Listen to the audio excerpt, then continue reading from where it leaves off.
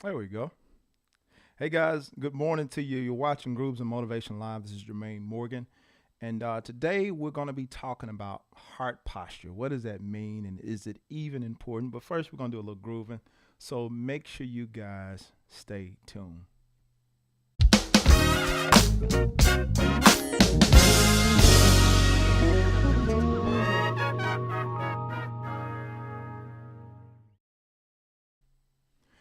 Good morning. Good morning. So I see we got Sean Lewis that already joined in the chat from Zion, Illinois. Anybody else that's watching, be sure, as usual, to let me know in the chat where you're watching. And I always love to see that. I always love to see who's kind of checking in and chiming in around the world. That's always really, really cool to see.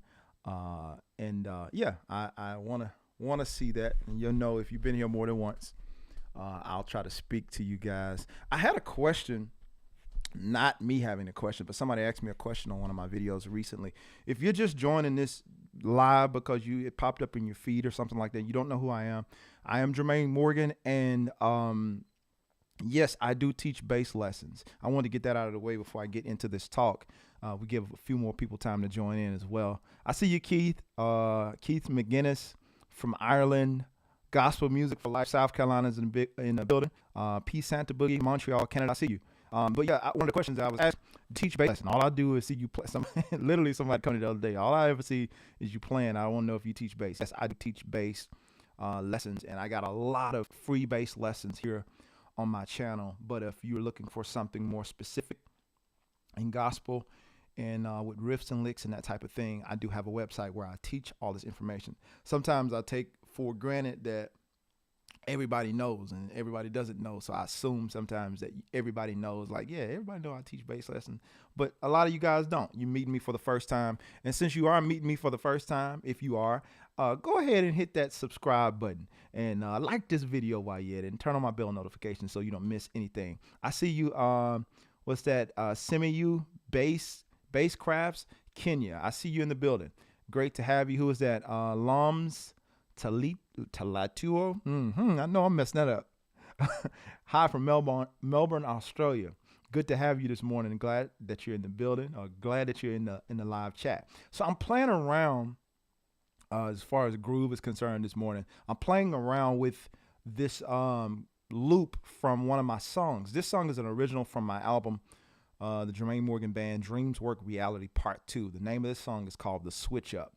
I got to do this song in about a week or so, and I'm doing an abbreviated version of it. So I'm just kind of working through it. And I've been playing through it this morning, and I just looped a random section. So I don't know if I know this section, but we're going to try. So we're going to play through this. Philly is in the building. Christine, good morning to you. All right, so let's play through this loop section. Again, this is an original tune. I wrote this and had some friends to join me on this. I think we have Will Perry on keys, Darius Fant playing the drum. No, not Darius Fant. I'm sorry. Carrington Green is playing the drums on this particular song, and I have what's my guy, Quamon Fowler, that's playing as well. I'm not gonna play the whole song. I'm just looping this section, playing around through it. So let's hope I remember it. Let's see here. Come on here. Yeah.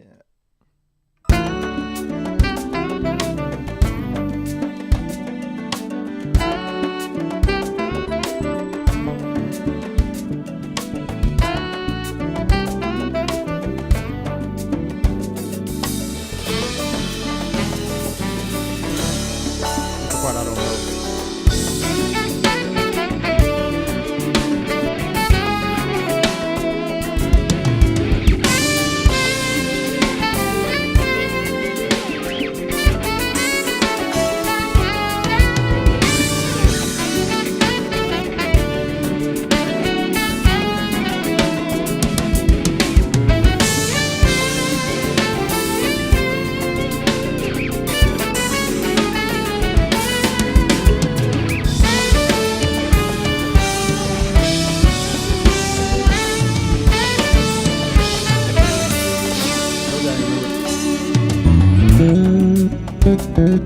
So let me get rid of that bass solo. So that's the part I'm trying to remember, that little turnaround there. So y'all are catching some practice this morning. Again, this is an original. I'm playing the bass and stuff. Can you guys hear my bass while I'm playing with that track? I know what I'm hearing in my ears is not always equal to what you're hearing out there. So somebody said turn up my bass. All right, so let's see here.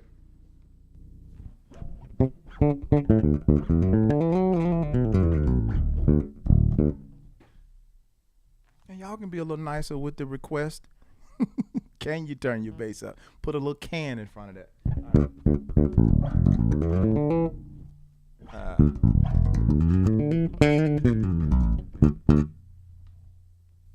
There we go. I'm afraid I'm distorting now.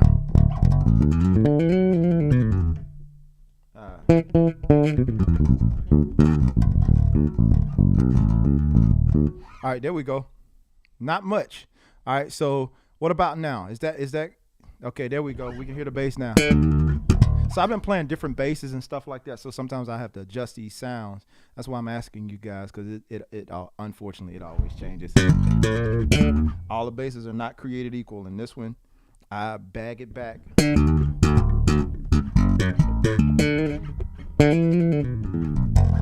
About time for me to change the strings. All right, sweet. Yes, we can hear the bass. B.E. Woolcock. Good morning. Royce City, Texas is in the building. Andre, good morning to you. He says, riding through Atlanta, it's cold. It is cold. You see me? I'm layered up. It's cold in these streets out here. So all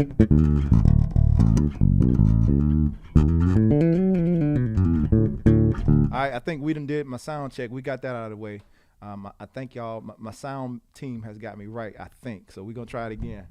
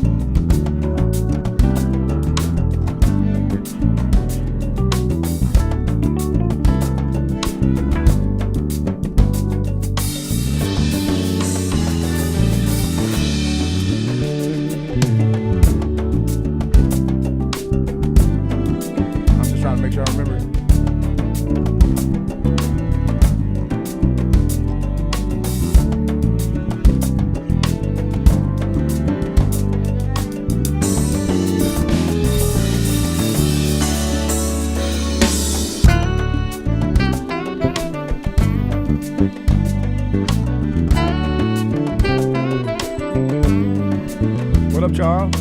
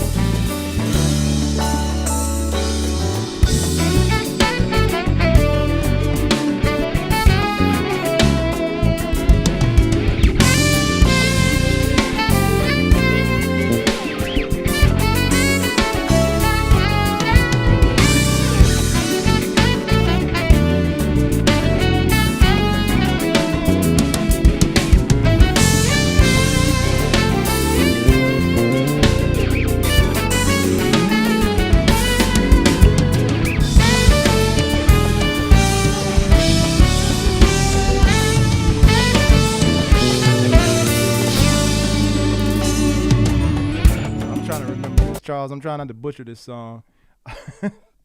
It's been a while. I've been playing through pieces of this, again, getting ready for something that I'm doing. I'm doing a workshop in Mississippi. Anybody in Mississippi, I'm doing a workshop there in Tupelo, Mississippi on the 21st. I think that is next week. Yeah, the 21st, next Monday. So if you're in the area, you can see me in person, and I will be doing a book signing as well as, a workshop on music and money. So if any of you guys want to come and be a part of that, I welcome you to be in the building at Tupelo Consignment Music if you're close to that area. I know I have some people here that's watching from like Huntsville, Alabama, and that's only like 2 hours away. If you're in Huntsville, if you're in Memphis, like I think an hour away. Anywhere else in the surrounding areas, you might have to come a little farther. But if you're in Mississippi, I will be in Tupelo. So I want to see you there. And I'll know if you part of the family just by you coming up and say Grooves and Motivation, baby. I'll know exactly. I know that you know. I know that you watch. So what's up, T? South Africa is in the building. So yeah, I'm literally, guys, I'm just playing through this song and playing with these different sections of it and making sure I kind of know it. My solo, that's the part I got to really learn.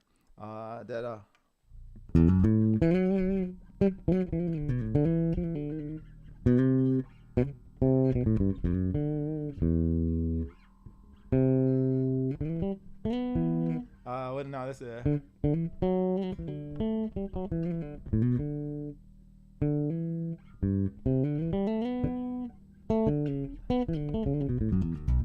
Something like that. But if you heard the actual record, you know exactly what I played, like Charles there. So I'm trying to remember to play it close to the record because I'll just go off on a tangent and do my own thing. Alter says, just had a great weekend playing a blues festival in Australia. Awesome, man. Over the weekend, so I was in that playing air bass around the house when I got home mode. Got you. Playing some good old air bass around the house. Nothing wrong with that at all. So yeah, just playing around with this this loop here. Let's see if we can get back into it.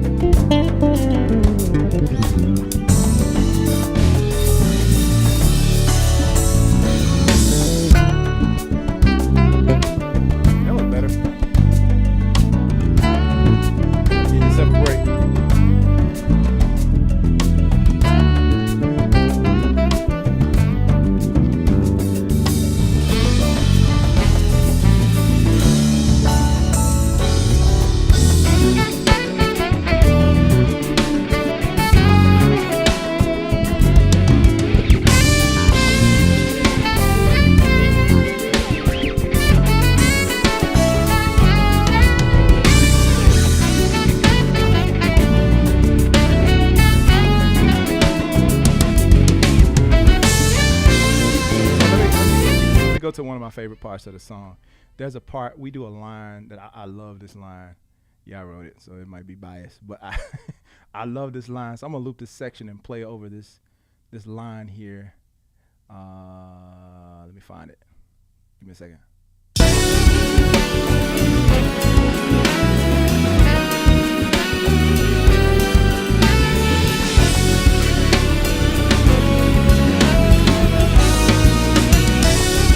Okay, I looped it too early. All right, so that's the section there, but this is like literally my favorite section of this whole song.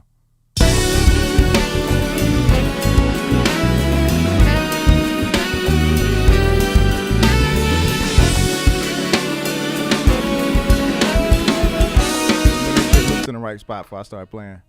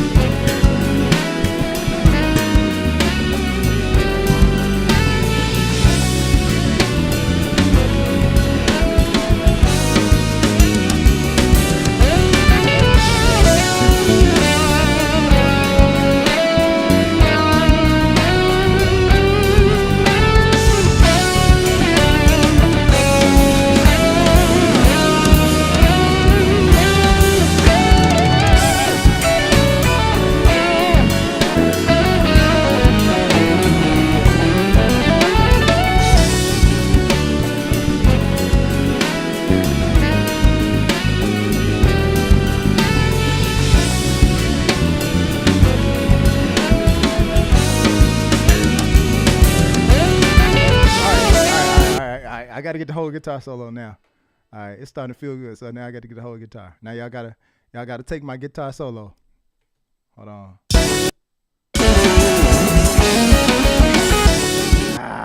Hold on.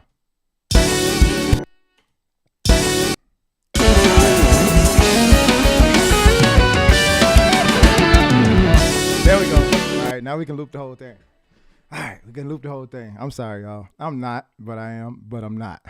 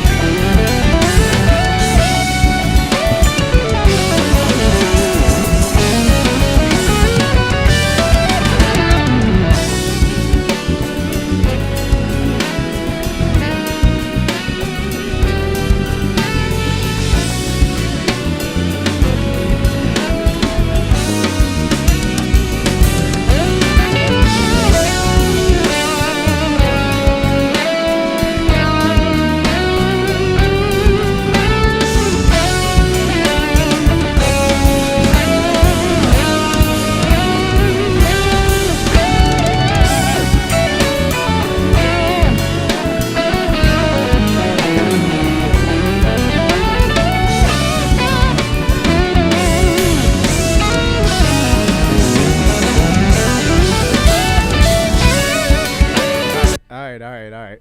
Let's see if it's a different section of the song. There's another. It's a beautiful solo.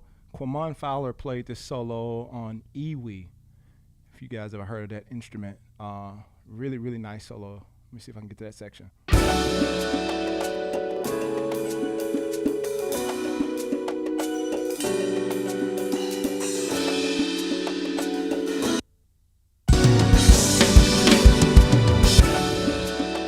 Yeah, I put his solo in here.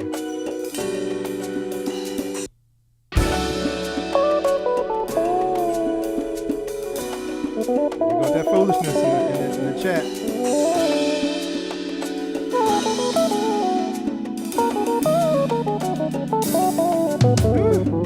Hold on, let me do it again. I gotta hear it again.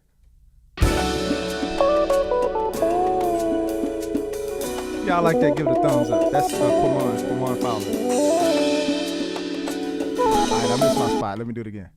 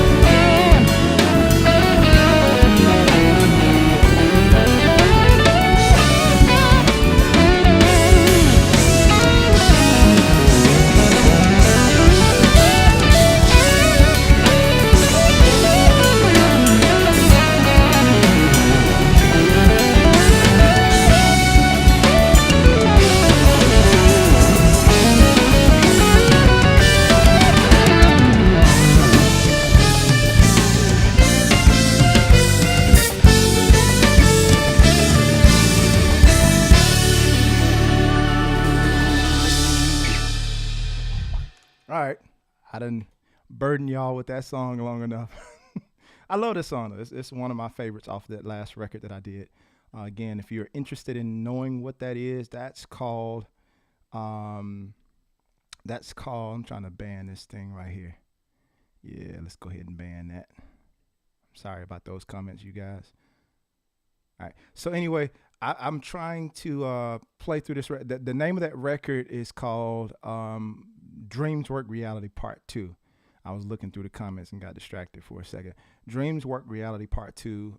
It's available on all digital platforms. Again, if you're interested in seeing that. Jermaine Morgan Band. If you search my name by myself, it's not going to come up. So you got to search the Jermaine Morgan Band. And that record will come up. And that song and so many great others that I would dare say are on the record. So go ahead and do yourself a favor and check it out. So I want to jump into this talk this morning. Now that y'all done got through my practice session, because I literally had a practice session with y'all this morning.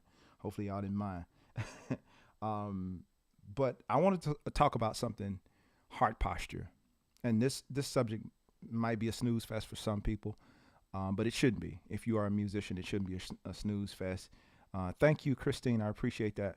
It shouldn't be a snooze fest for anybody if you're a musician.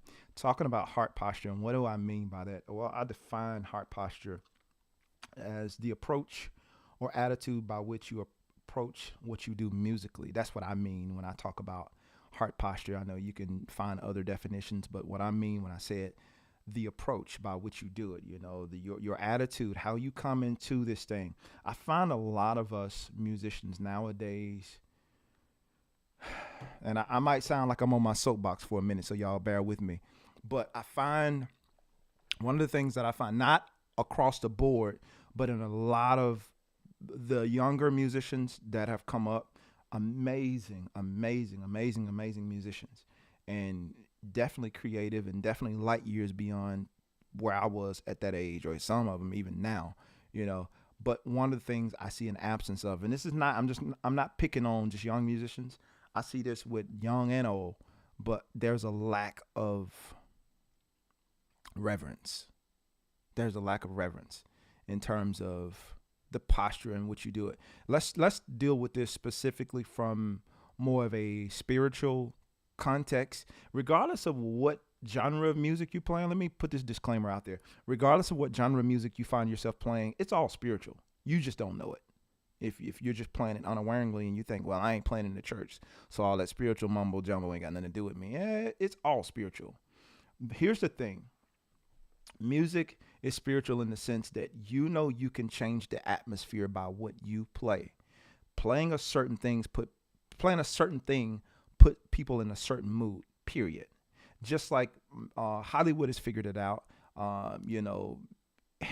the music industry definitely has figured it out because they have been able to, I don't really get into politics. I don't really get into too much stuff that's going on media wise, but this whole thing that's been going on with the rap industry and so many different artists being shot and killed, that are top A-list artists and this type of thing. It's like the culture of the music, the thing that the music creates, the culture that the music creates is very influential. It's very spiritual. I know, and not just picking on the rap industry. I know people, who play in like death metal and all of these different types of things that talk about a lot of dark stuff. You hear about a lot of these people committing suicide or doing really, really dark things because this music affects your state of mind. It affects your state of being. These kids that listen to a lot of this really dark stuff are kind of lashing out at their parents and just having these fits. I could get into I would literally have to talk to somebody. I really need to start a podcast because I feel like I could really have a dialogue with somebody and we could really go through all of this different stuff where we talk about a lot of the different elements concerning music and how music affects everything. Like, think about it. When you're on an elevator, most of the time they call like smooth jazz or something like that elevator music because it calms you. They play music that calms you. If you was on an elevator and they playing I'm on a highway, you don't want to hear that on the elevator. Like certain music you don't want to hear. So they know that certain things you hear affect your psyche. It affects how you think. It affects your spirit. Your spirit responds to certain types of music, believe it or not. So when you're sad, especially when you're young, you're dating or whatever, you have a breakup, you're gonna play. Most people play some old sad music. Back in the day, it used to be blues. You know, there'd be stuff like this right here. I was playing around with this morning. Uh,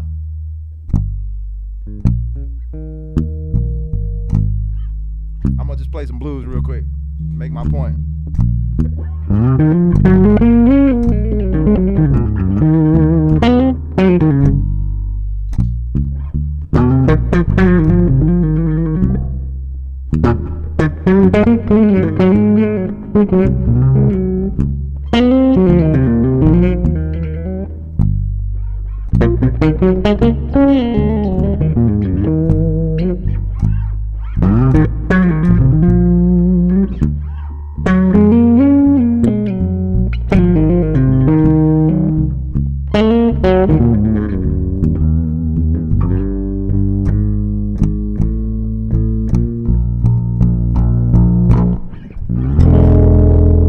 Well, I'm 2 months behind. You know what I'm saying?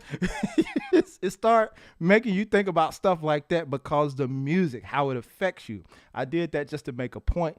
It takes you automatically, like normally in the blues, we're thinking like some type of complaint because that's the mode that puts you in a real slow, a real drag down. Now I got to play this other song again to pick y'all back up because I understand that music affects the mode. It affects your psyche. It affects how you think. It affects everything. And so many times, the thing I was saying earlier, you'll find a lot of the younger cats, a lot of people, musicians in general, we seem to be able to take people into these places musically that we're unaffected by. And pause right there because I want you to think about what I just said.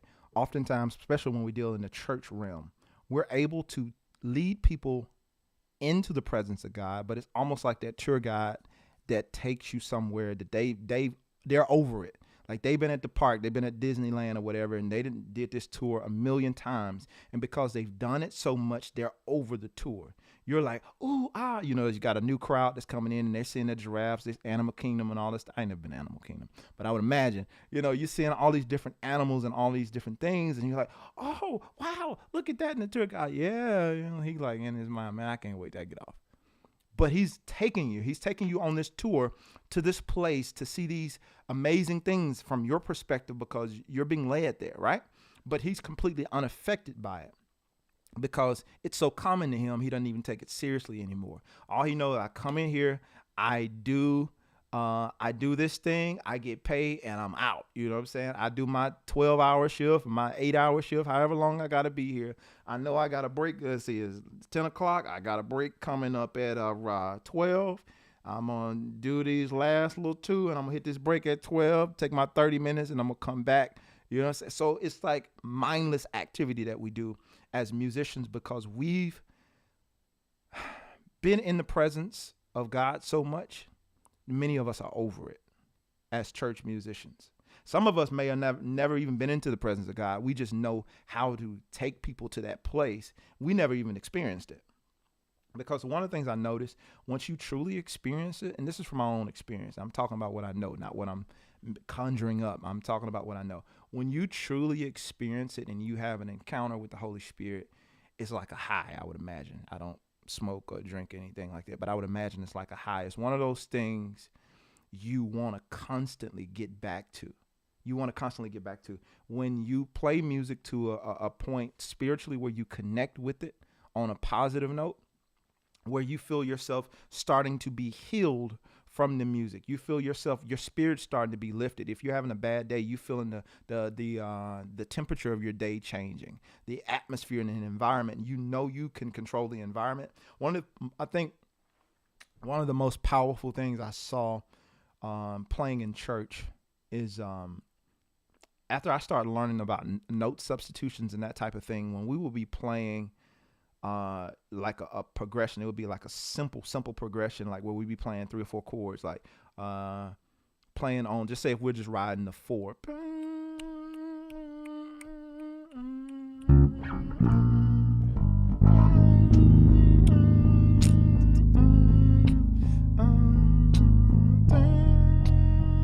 like I would notice that when I played certain notes in a certain atmosphere, Like if I change my root note, it would shift the room. And I think that was one of the most like eye-opening things for me in terms of the power that we have on our instruments. That's why you'll find some people who are very, very sensitive. If you change, and then when I say sensitive, I don't mean leave me alone. I don't mean that. I mean like sensitive spiritually. When you change a certain chord, you change the progression a little bit, you alter something, trying to do too much, it's almost like somebody scratching on the chalkboard for them because they know there's a certain mode. If you stay there, you tap into a spiritual place. If you stay there long enough, you tap into a spiritual place and just stay there. You don't have to do anything special. Now, this is a different level for some people because you're like, well, you're playing 12 notes, right? Yeah, but there's a certain way we play certain notes. And you'll learn this if you haven't already been doing this. The deeper you get into it, as far as calls, music, worship, especially in gospel, Christian, that kind of thing. When you reach a certain mode, you start, and I'm getting a little deep for some people, but there's a realm where you reach where certain things happen, right?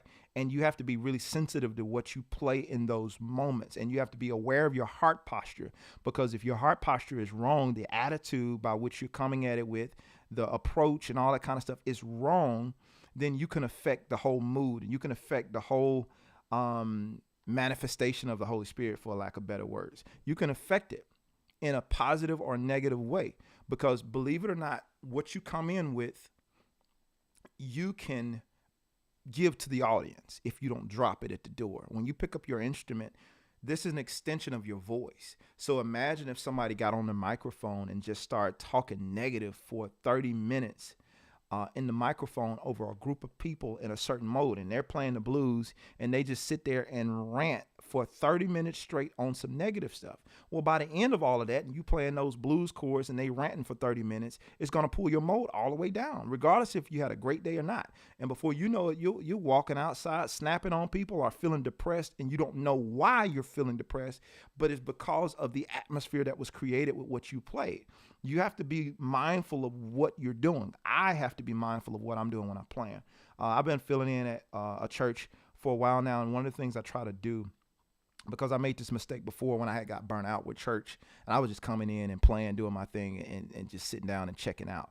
One of the things I have to check now is my heart posture when I come in. Like, you know what, God, I'm doing this for your glory, and I don't want what I'm feeling to get in the way. So most of the time on my way to church, or when I got to play, I'm working on my mind. I'm working on my attitude, because even if I'm playing not necessarily a church situation, but something that people are going to be sitting and listening to me and feeding off of what I'm giving them, I don't want my insides of what I'm feeling and what I'm thinking to come through this instrument and affect their mood in a negative way. And you hear people say it all the time. Even when people say stuff like positive vibes, where do you think those are coming from? It's all spiritual. You know what I'm saying? So sending out positive vibes with the energy and all that, I don't get into all of that, but I do understand that it's all spiritual. You can call it what you want to, but it all comes back to one thing. It's all spiritual, and either you're doing stuff that's sending glory up to God that he's able to benefit and work through, or you sending it the other way. You might just we just want to have a good time. There's nothing wrong with that. There's a time and place for all things. In terms of if it's like a wedding reception or something, y'all are playing celebratory music, the energy is good. Y'all got good energy. Y'all celebrating, y'all laughing, everybody having a good time, enjoying playing the music. But you have to be mindful of the songs you choose, because it will change the mode. And so getting back to the whole heart posture about how you do what you do, even if you're not, I got to stress this because I know this is a mixed audience that's listening to me. Even if you're not always playing in a church setting, you still want to check your heart posture, because you can be just as effective outside of the four walls of the church as you are inside the four walls of the church.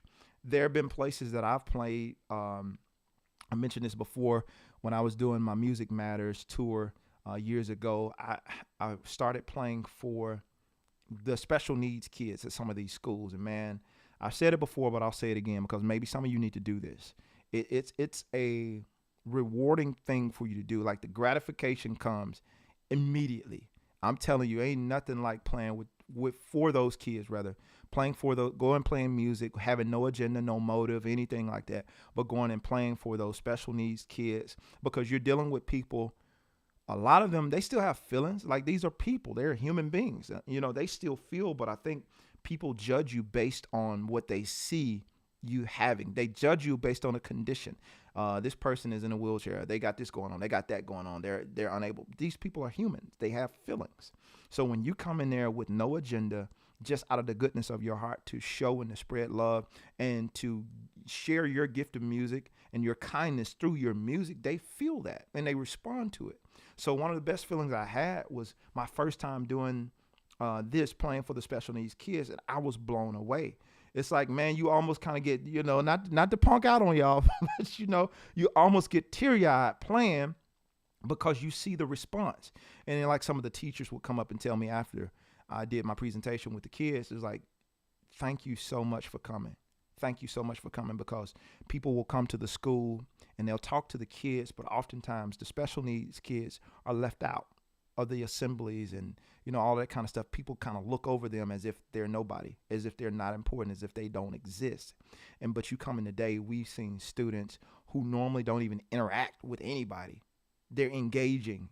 They're engaging in the class, and you got so-and-so to come up, and when you got them to play the bass, you don't even understand. We can't ever get her to talk. And now she's up there playing the bass, and she's laughing, and she's having a good time, because music is spiritual. It connects in a way that goes beyond what we can say.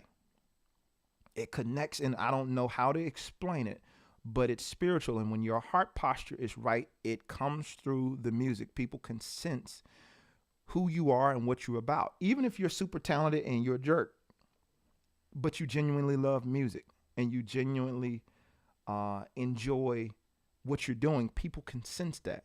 Or if you're a person that you genuinely just want to, express the love that you have through music, people can sense it. They can sense the posture of your heart. That's why I try to be really mindful. If I'm upset, I'm mad, I don't record. If I can help it, I don't record. I learned my lesson from this one time, and if you've been around, you might have heard me tell this story. I'm going to tell it again. But I learned my lesson, and not that it was a bad thing, but when I recorded the Life record, there's a song on there called Anything. And I was playing that song, and there was no words, obviously, to the song, but I know how the song made me feel. So when I recorded my solo, I'm playing this stuff vertical. And what I mean by that, I'm playing it straight up to God. If you enjoy it, I'm glad. But if you don't, I'm sorry. It wasn't for you, I guess. But I'm trying to give this stuff to God. I'm giving it vertical to him. So when I recorded this solo, I intentionally recorded, and I wasn't satisfied with my takes. I had played several takes. I'm like, all right, I'm finna go in. And because the more I played the song, I could feel my spirit kind of getting stirred up, and I was excited, and I was, feeling some type of way. And I'm like, I got to capture this moment. I'm like, whatever I play, I'm keeping it. We ain't going back. We ain't overdubbing nothing. So I literally went in and read, and I'm in there. Thank God there was no camera on me, because y'all probably been laughing me out of house and home, because I'm in there with my headphones on, playing, crying and snotting and everything, going straight in, playing the song. And I was just pouring out everything that was on the inside of me from my heart. And I put it all into that song. And I didn't really know why. I know I wanted to give God my all. And it's like I'm ministering back to him, because he ministers constantly to me and his promises, how he reminds me. What's my verse? How he reminds us, like, let me find this verse really quick, guys. It ain't gonna take me long. So like Isaiah 41:13, really 41:10 is the one I'm kind of pulling from, but let me find this one real quick. It won't take me long. I'm on my phone, so I'll find it quick. So Isaiah 41:10, let's find that one. So there's a verse there that says, "Do not fear, I am with you. Do not anxiously look about you." Now, like, don't be worried, don't be dismayed, for I am your God. I will strengthen you. Surely I will help you. Surely I will uphold you with my righteous right hand. And sometimes when you're going through certain things in life, you have to remember that stuff, because the world, it offers you no hope. This world offers you absolutely no hope. I'm sorry. And I like motivational speakers. I listen to a lot of motivational speakers, and they can pump you up, but they can't offer you the type of hope that God offers, because once this life is over, That's it. They don't offer anything past life ending. So I have to have something a little stronger than you just giving me some, that helps pump me up for the day and helps me to get out of a funk if I'm in a funk for a day, but it doesn't last. So I need something that lasts. So remembering all of this, I want to pour back to God because, dude, you sustain me. You keep me. When I don't know what I'm going to do, when COVID was going on, I didn't know what my family was going to do. A lot of musicians felt that heat, from not having any work. And I wasn't exempt. And so having a sustainer that keeps me, I can play back to him. I give it back to him because I understand in those moments where y'all don't see it outside of groups and motivation, having moments where I feel like I'm going to lose it. I know who keeps me grounded. I know that God thought enough of me to give me a wife that helps to speak into me in those times. So, I'm grateful. And I think that's the posture that I'm talking about. When you come from a heart posture of gratitude, when you play, there's a heart posture of gratitude. Some things don't need to be said, right? When we're musicians, there's certain things we don't have to say because I'm getting ahead of myself because I'm getting excited. But let me share a couple of these stories with you. All right. So the testimonies, whatever. So with the particular song, Anything, that I was talking about. So I done recorded this record. I put it out and everything. And there was a friend of ours a friend of my wife rather, who had a husband that was killed in a car accident probably like 2 years prior to me putting out the record. And, she bought the record from me, and I ain't think nothing of it. She actually bought it. My wife was running the table, and she bought the record from my wife after I did a performance or something one week. So I ain't thought nothing about it. I didn't even know she heard the song. So we're heading out of church one week, and she stops my wife, and I don't know if I was outside or whatever, and she's literally telling my wife, she said, "Tell your husband, thank you so much. I have that song, number 7. I think the song is number 7, called Anything. It's either 7 or 8 on the record, but whatever the number is, she didn't call out the name of the song. She called out the number. And she's like, I literally have that song on repeat. She said, even though there's nothing being said, I hear loud and clear. And I feel God speaking to me. I feel God encouraging me when I listen to this song because I had been depressed after the loss of my husband. Like, this is we were at the time, I was still in my late 20s, maybe. No, I might have been early 30s. Anyway, so she's close to our age, like late 20s, early 30s. So she lost her husband relatively young. They weren't married that long. So she's really going through it. And she's telling my wife, look, when I'm listening to that song, I literally feel embraced. I literally feel like a warm embrace. I feel God comforting me as I'm listening to that song. She said, so tell your husband, thank you. You don't have no idea how that song has got me through a rough patch in my life. And I was blown away because I'm like, wait a minute, I ain't even know words. I know that's terrible grammar, but like, I ain't even know words to the song. Like, how in the world? And I thought about it. I'm like, you know what? I remember I think her saying that took me back to when I was recording that song and I was pouring my heart out before God and I was giving him all I had. Because the thing about the music, when your heart is postured right, you start to understand that it's not self-centered. It ain't about you. This music that we create, this music that we play transcends anything that we can imagine. And so when we realize that we take it serious, you don't cheapen your gift because this is a gift you have. Even if you had to work like I did to develop it, it's still a gift. Even if everybody don't like it, it's still a gift. And so it does way more than you give it credit for. So whether you play on an award-winning, Grammy award-winning record, it doesn't matter because there's a purpose for you when you play this music that you're there to accomplish. If you're just playing for your local church, I had to come into understanding and knowing that, listen, there are people who are going to walk through these doors. When you're playing from week to week, you can't take this thing lightly. There are people who are contemplating suicide when they come up in this building. And if they don't get anything today, it's over. I'm done. I'm finna go end it all. And I know this is heavy for some of y'all, but I need musicians. I really need you to get this because we can do something. We're not helpless. We're not hopeless because we're playing these instruments. You're not pointless because you don't have a microphone in your hand. You're ministering to people. You are ministering to people through this instrument. Of course, you minister back to God. It's vertical, of course, but it's also horizontal because the ears of the people are open to hear what you're playing. And when we play skillful, it makes me think about David when we're in the book of Samuel, where uh, Saul had to find somebody to play the spirits off of him because after David was anointed king, Saul had the kingdom pretty much stripped away from him. And so David was anointed to be the king, and David just so happened to be a skilled musician. They asked for a skilled musician. And so when David would play, because he was a skilled musician, he would calm Saul down for a little while.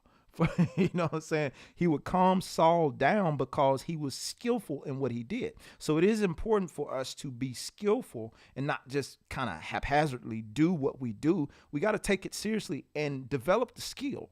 Because I feel like if David had went in there half stepping, then one of them spears probably would have got him. You know what I'm saying? If he hadn't been on his game when he was practicing. But here's the other beautiful thing about the story of David. I don't know if David had any formal training, but from what I understand, David spent a lot of time alone tending sheep. He was a shepherd, right? So David spent a lot of time tending sheep. So in all that downtime, the sheep pretty dumb. So you keep them from doing some stupid stuff. If they're in a pasture, you got a lot of downtime, right? You just get up every now and again, pull one, reel one back in, but you got a lot of downtime. So what I would imagine in my mind is that David is out there with let's make David a bass player today. David is out there with his bass and his amp. You know what I'm saying? He even brought him a long extension cord out there, So David is out there with his bass and his amp, and he's just playing.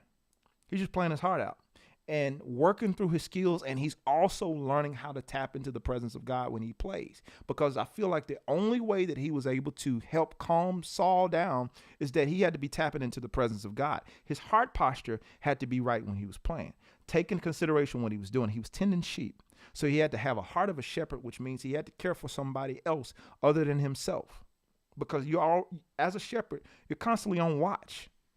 You're watching out for somebody else. You're looking out. You're caring for the well-being of somebody else. When you're wrestling a lion and a bear, yeah, you definitely got to care a little bit more about somebody else than you do yourself, because that's your life on the line. Over some sheep, a lion, a bear.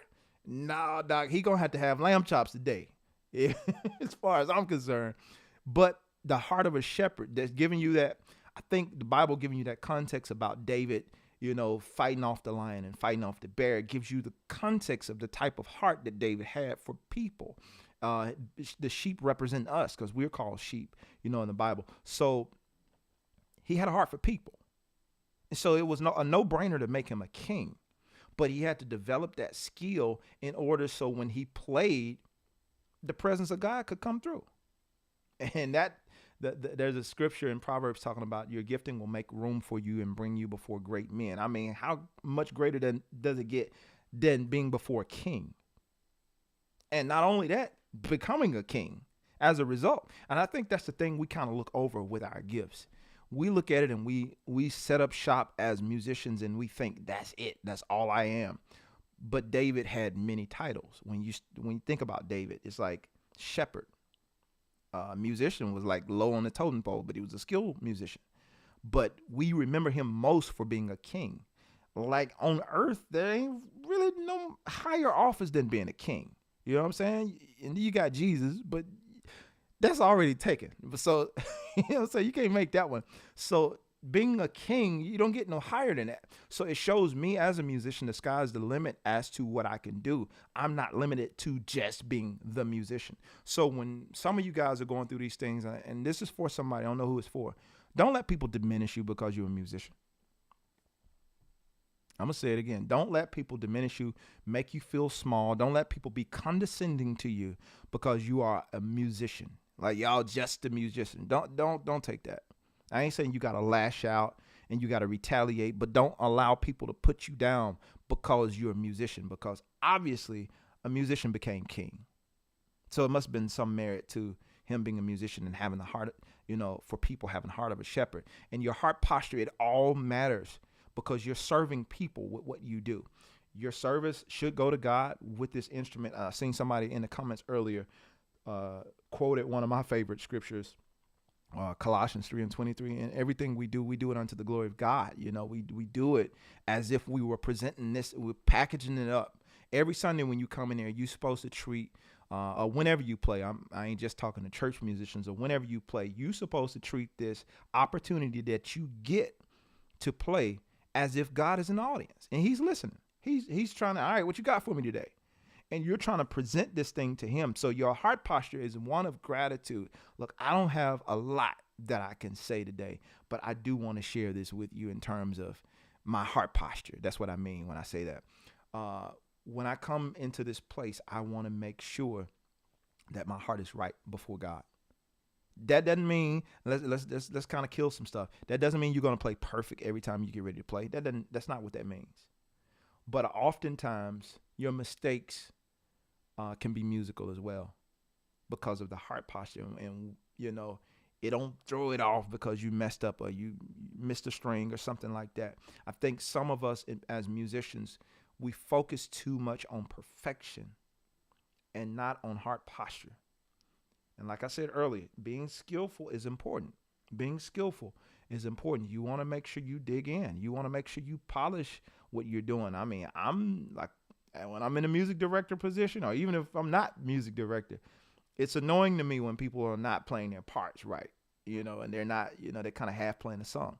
But you got to make sure that you don't get so caught up in that you miss the moment. Because I've seen that many times when musicians are just micromanaging the whole moment to the point that they missed it. You missed the whole move that was happening. You missed this moment that could have went somewhere because you were too busy micromanaging, trying to make sure that everything was perfect. If your heart posture is right and you trust the people who are in your team, then you don't have to micromanage anything. You just have to manage your heart and make sure that your heart is right towards what you're doing. I'm a living witness of that. You don't have to fight people, because even in the foolishness that happens in ministry is still going forth. I'm able to go back and listen to recordings of things that I've played and times that I played, and I know the background that was going on, the foolery that was happening in the background that everybody didn't know about. But I'm able to look at the heart posture of the band during that time, and I'm like, you know what? Yeah, we did some dumb stuff. We all had our little thing going on. Nobody was perfect, but the heart posture at this moment was all yielded to one goal, and that was to glorify God. That was to lead these people somewhere in worship. That was something bigger than us, bigger than our disagreements, bigger than our things that we don't get along, we don't see eye to eye on. This moment right now is not about us. So if I need to lay out and let the keyboard player have it for this moment, I'm going to lay out and let him have it. If I need to lay out, let the guitar player have it, I'm going to let him have it. If the vocalist needs to back up and just let the band have the moment, we understand what needs to happen in this moment because we're in tune, we're sensitive to the moment, and we understand what we're doing. But I think when we're ignorant to what we're doing and we're just doing gimmicks, it doesn't work. You have a form of godliness, but denying the power. You don't see any move of God happening. So there's something that looks spiritual, and we can bump at 160 BPM and nobody gets anything out of it. Folks shout all over the church, still leave the same person leave out of it and kill themselves. Because y'all shouted, but there was no move of God. There was no room for him. We was just doing church. And that's become, when I hear that term, we're doing church, man, that has become like like I hate to hear that when people say, oh, we know how to do church. That's the problem. You know how to do church. That's the problem. You know how to do church. And your heart posture is not for God because you figured out how to, quote unquote, y'all, come on, let's tap in. Tap into what? What are we tapping into? You want to tap into tradition? There's a verse in the Bible that speaks about the tradition of man making the word of God to null effect. And oftentimes that's used in context when you're talking about old school churches who were just doing everything by the book. And that is a way of looking at it.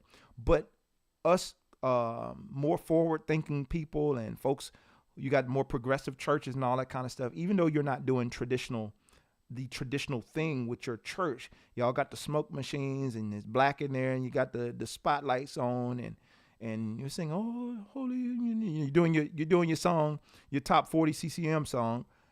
That still doesn't mean you're not being traditional, because tradition is anything that you've done over and over again that's become a habit, so to speak, and we do this thing consistently. So whatever that tradition is, like my family has developed certain traditions within my family, my immediate family, in terms of certain things we might do on a Sunday. When I get home, we're gonna do this, we're gonna do that, and so we have traditions that we do. And my family's still young, so it don't take long to develop a tradition. So with that being said, knowing how to do church might be your tradition. Knowing how to play. All right, we're gonna do a fast song, we're gonna do a slow song, and our slow song, we're gonna let that run for about 8 minutes, and then we're gonna go and take up the seed offering. That's your tradition. You have everything mapped out. You know how long it's gonna take, and if God can't move within these 15 minutes, He missed His window. That's a tradition. So you make the Word of God, and I'm not saying that y'all need to be at church all day. I ain't saying that, but I'm saying we make the Word of God to null effect because we know how to do stuff. I think one of the things I heard, I want to say I heard Myron Golden say this. He says the prerequisite for having wisdom is you have to be ignorant. You have to not know. In order to gain some knowledge about anything, you have to realize you don't know everything. And I think in church, we've done stuff, and just not in church, I don't want to exclude anybody, but we've done what we've done so long, we feel like we know it all. And you can always tell the people who come across when they talk as if they've arrived, they have all the information, we know everything. Check, trust, and believe. When I speak to you guys on Tuesdays about whatever it is I'm talking to you about, I'm living that thing. I'm walking through it, and most of the time I probably done got on my own toes, or God done dealt with me in this area, or He's currently dealing with me. So I don't talk to you from a standpoint condescendingly, like I done arrived and I got it all and y'all got to get it together. You know what I'm saying? I'm that guy. I figured it out. You need to figure it out. No, I talk to you from a standpoint of I realize I don't have it all. I realize I hadn't figured it all out. And as I adjust, as I grow, I see people who walk around with this posture and this attitude as if I got it. I done figured it all out. Now, you might got some of it, but it's a lot of it that we're missing. And for those blind sides and those blind spots, we need the Holy Spirit to remove and show us those things that are in us that are causing offense to Him. Not only that, things that are causing us to be a stumbling block with what we're doing because we're ignorant to the fact that this thing is spiritual. What we're doing, what we're playing, what we're putting out there is spiritual. There's a reason why you have a desire to play music. And it ain't just to go get a club gig. I ain't saying you can't play at this point. I'm not saying any of that. But I'm saying there's a desire beyond what you know, that you can literally change people's mental state by what you play. When we talk about spiritual, one of the bands that are not necessarily considered a gospel or anything Christian related is the Yellow Jackets that come to mind. Their music, I don't know nothing about those guys and their personal beliefs, but I know what comes through the music. A lot of those songs that you can listen to, it's like, man, it's not a motive.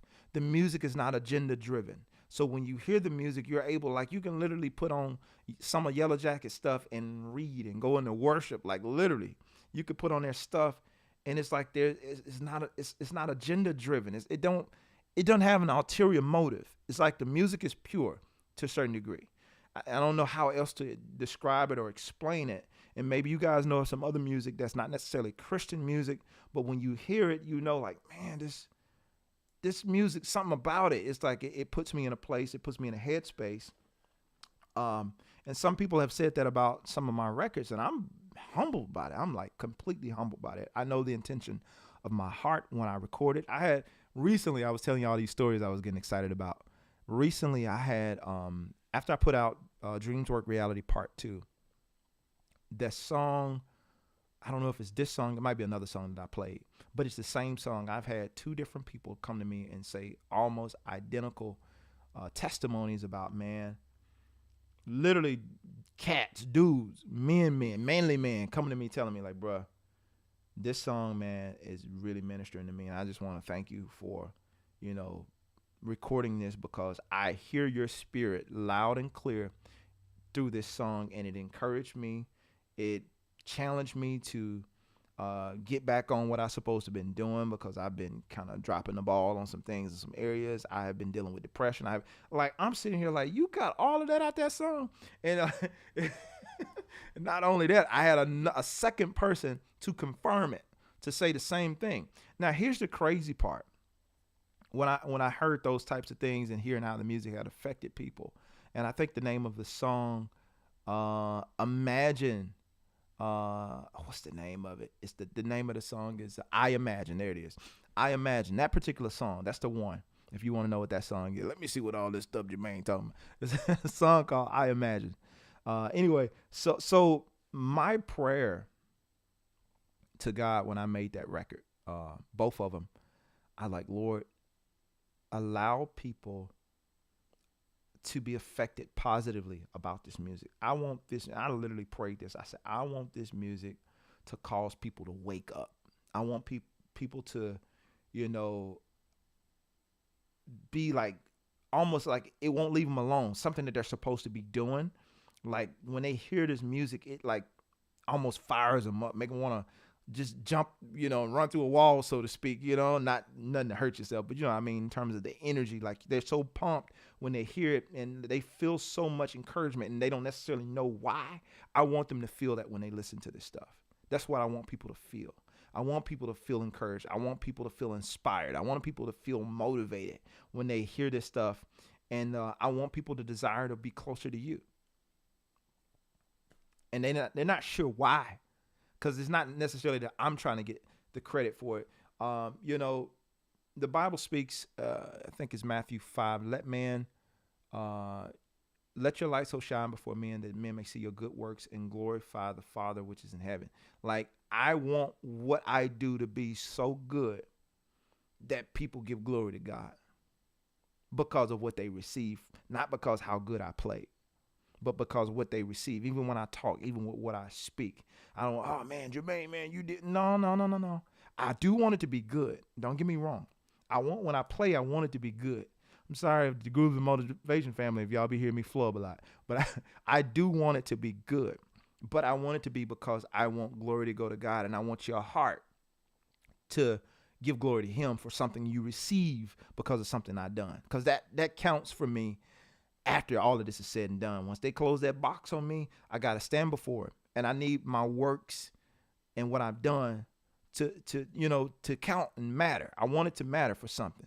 Because y'all saying I'm dope after I die, it doesn't do me any good. Like I can't benefit from that. But if I store up treasures by the work that I do in heaven, when I get there, that stuff counts for me. It goes towards something that I need there. You know what I'm saying? I need something that's intangible to be happening through the stuff that I'm doing, because I know it's spiritual. Because how else could I hear a song out of nowhere?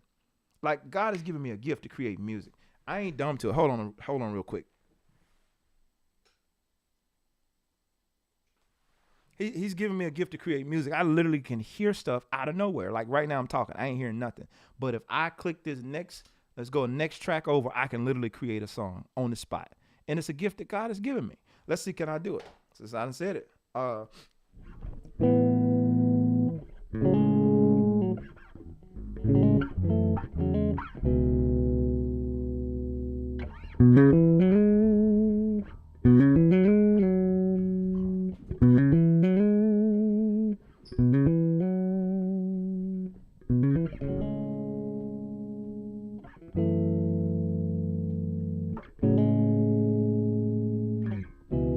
That's enough. Let's see.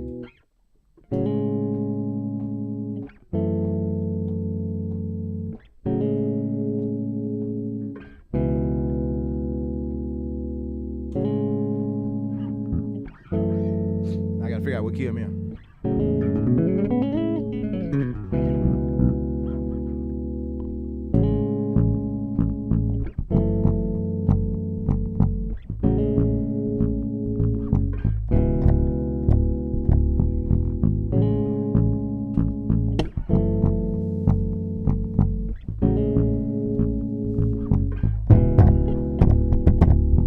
I ain't saying it's gonna be good, but I said I can come up with a song.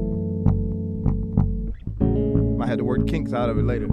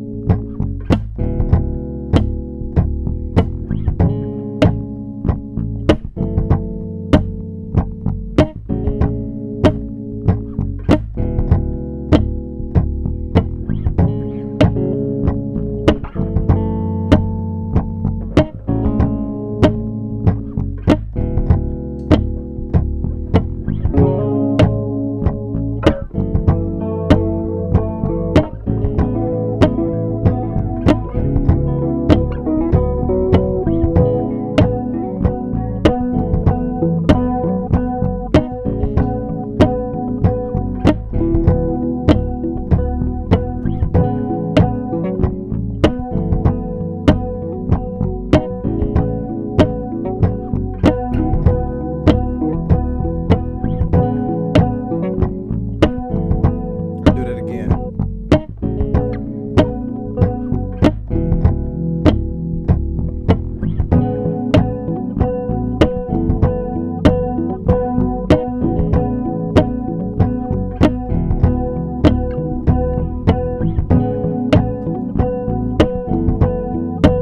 It's too loud. I'm gonna do it again.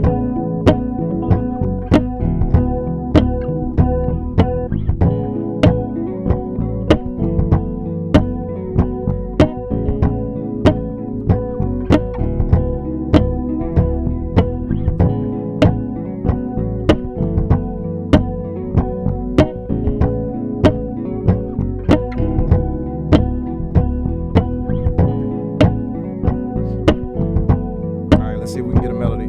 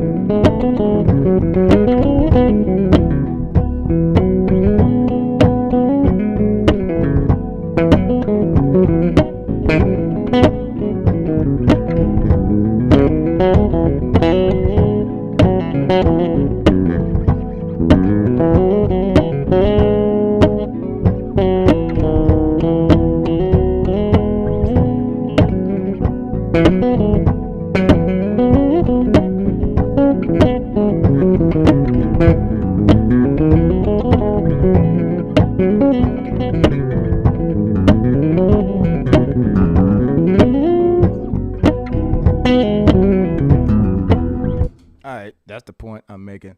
But you know, it needs some work, and I can clean out and iron up the stuff. But I know it's a gifting that he's given me, and I'm grateful for it. Like to just in the middle of nothing, I can just come up with a song. Like just if I spend time with that long enough, I'll have a whole song done in a couple of hours. Like literally, that's how it comes to me, and I realize it's a gift. And learning not to take that for granted, not to take it um, lightly. And the music that you create and what he's placed into you, there's something that's unique to you. Maybe some of you listening to me, you can do that same thing, but it comes across a different way because it has your fingerprint on it. And whatever he's gave you that's unique to you, don't let anybody, I had to reiterate that part. Don't let anybody, I don't care who they are, don't let them talk you down as if what you do is not valuable because it don't sound like this person. It ain't that person. You know what I'm saying? There are some people who are not remembered for being the greatest basketball player in the world, who were great. Or they might have been okay, but they made it to the NBA. And because of them making it to the NBA, they completely changed the financial trajectory of their entire family. But we don't know their names. Like, oh man, they played on this, but they wasn't Jordan. They didn't have to be. What their assignment was to change the financial trajectory of their family, and a lot of them did it. I know a lot of people went broke. That's not what I'm talking about. But I'm saying there are people who were skilled in what they do, and their skill took them to a certain place, and they were able to do a certain thing because of what that gift did for them. They had to hone it, those skills, and make the best of it. But because of what that was able to do for them, they were able to make a better life for other people. Some of these people got nonprofits. They've done a lot of stuff in their community. I mean, athletes all around, just, it could be football, baseball, whatever. And these people know who they are that have done this, and their families know who they are. We may never know their names. They might never be mentioned with the likes of LeBron, Kobe, and Jordan, but they've done like incredible things. I say all that to make the point. You may never be mentioned among the greats, and that's okay. You may never be mentioned among the greats. They may always look over you when people start naming out their favorite players, this, that, and the other. Your name may never come up. But did you make an impact?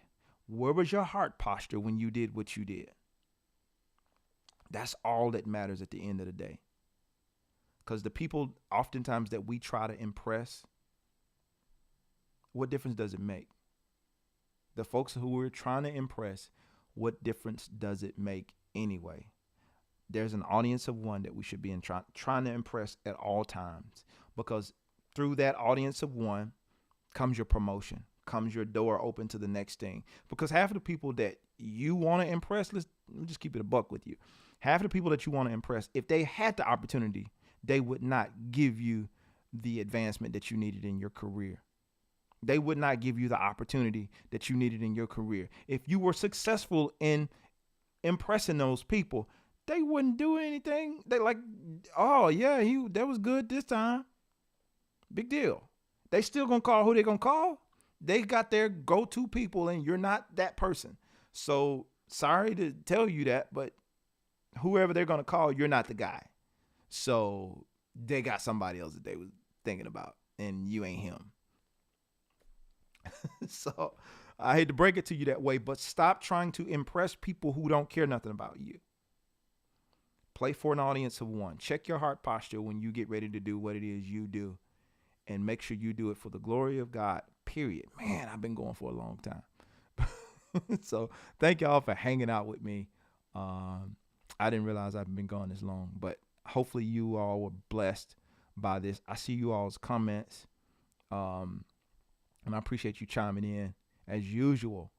But yeah, I hope you all were blessed by this. I just wanted to share that because that's something that's really near and dear to my heart, man. It's something I often try to share anytime that I have the opportunity to work with groups or do some consulting with folks like church groups and these types of things.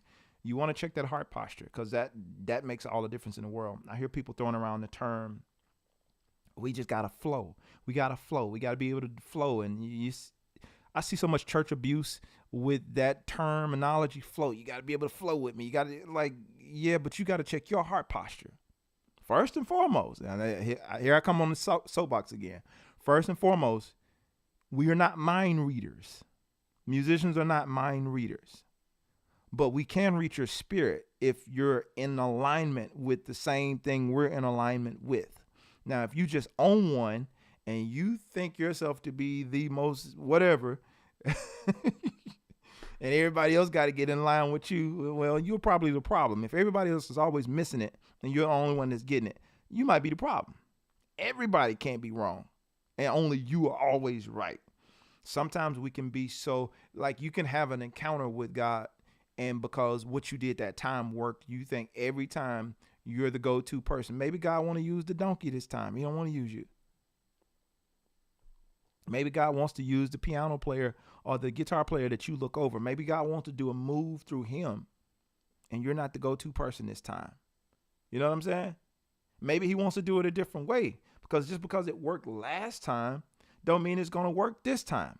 What was good last time, and you sang this song and the people went up, that was one, and I'm for real wrapping it up this time, but that was one of the biggest frustrating things I experienced in church. We have a service that it was like amazing, and then you come back the next week and people are trying to redo the same thing, like with the same song, and it's like, that was a moment. It wasn't manufactured. So you can't remanufacture this moment, because it was an authentic moment because of all of the ingredients and the heart posture. So you think, well, we was doing this song and they did this and they went into that one part. Hey, man, y'all do that one part again. See what you're doing now? You're trying to force something. And it comes from the heart posture. It don't matter the song. Any one of these songs can have this. And we can go up from any one of them. But if the heart posture is not right, maybe not so much. We'll be doing something that has a form of looking like it was that last time, but it won't be authentic. And let's try to stay away from the inauthentic stuff. Let's try to stay away from doing church. Let's figure out ways that we can serve our communities. I encourage you, if you guys are bass players or whatever, whatever you do, figure out a way to get out and try to serve.